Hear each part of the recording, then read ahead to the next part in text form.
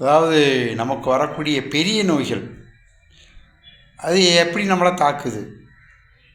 சின்ன நோயாக இருந்து தான் பெரிய நோயாக வரும்.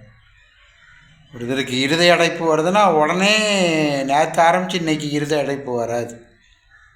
அது பல வருடங்கள் தேங்கி தேங்கி தேங்கி வாயு தேக்கம், இந்த இடத்துல வாயு தேக்கம் உண்டாயிட்டு அப்படின்னா அது இருதய அடைப்பு வரும்.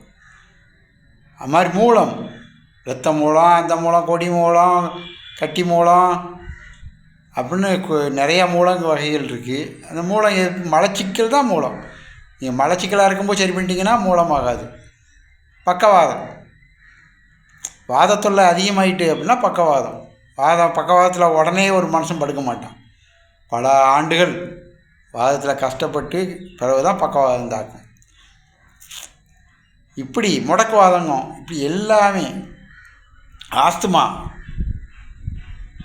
நுரையீரல் தேக்கம் ஆஸ்துமா. முதல்ல சளித்தொல்லையாக இருந்தால் ஆஸ்துமாவாகுது. அதெல்லாம் 5 வருஷம் 10 வருஷம் 15 வருஷம் ஆகி தான் ஆஸ்துமாவாகும். அப்போ சின்ன நோயாக இருக்கும்போதே நீங்கள் அதை சரி பண்ணிட்டீங்க அப்படின்னா பெரிய நோயை நாம் சந்திக்க வேண்டிய அவசியம் இல்லை. அப்போ எல்லா பெரிய நோய்க்கும் நம்ம தான் காரணம்.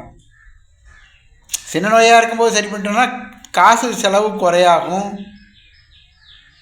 அதிக காலம் இடிக்காது, நிறைய அலைச்சல் தேவையில்லை ஆஸ்பத்திரிக்கு. இது பெரிய நோயாயிட்டுனா அதிக காசு செலவாகும், அதிக நாள்கள் ஆகும், அதிக நாள் அவதிப்படணும், பெரிய பெரிய கஷ்டத்தை நம்ம சந்திக்கணும்.